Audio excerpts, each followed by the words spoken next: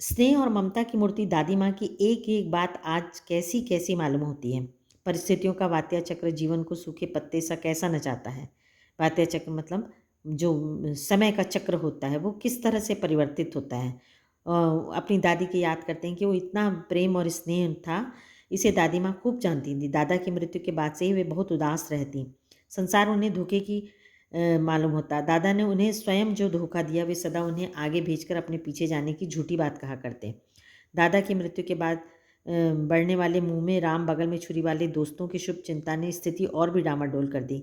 दादा के श्राद्ध में दादी माँ के मना करने पर भी पिताजी ने अतुल संपत्ति व्यय की। अतुल संपत्ति मतलब उनके निधन के बाद बहुत सारे पैसे उनके क्रियाकर्म में ख़त्म हो गए। वह घर की तो थी नहीं। दादी माँ अक्सर उदास रहा करती। माघ के दिन थे। कड़ाके का जाड़ा पड़ रहा था। माघ मतलब होता है दिसंबर का महीना। पछुआ का सन्नाटा और पाले की शीत हड्डियों में घुस पड़ती।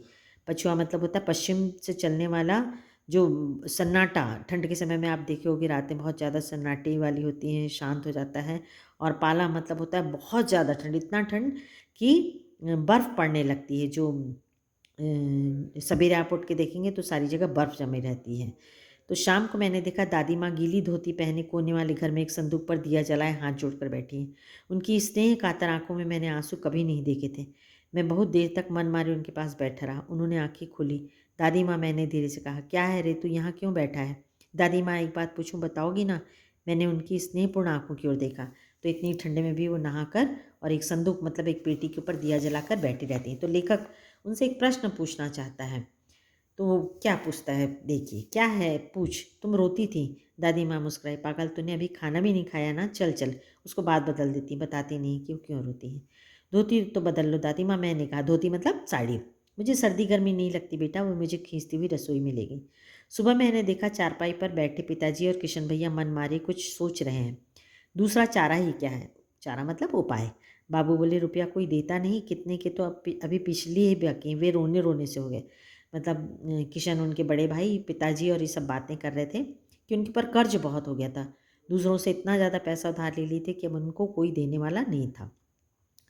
और पिताजी जो थे उनके बहुत दुखी हो गए थे और लगभग वो रोने की स्थिति में थे। रोता क्यों है रे? दादी माँ ने उनका माथा सहलाते हुए कहा, मैं तो अभी हूँ ही। उन्होंने संदूक खोलकर एक चमकती सी चीज़ निकाली। तेरे दादा ने यह कंगन मुझे इसी दिन के लिए पहनाया था। उनका गला भराया। मैंने इसे पहना नहीं, इसे सहेज कर रखती आई हूँ। यह उनके वंश की निशानी है। उन्होंने आंसू पोंछकर कहा, पुराने लोग आगा पीछे सब सोच लेते थे बेटा।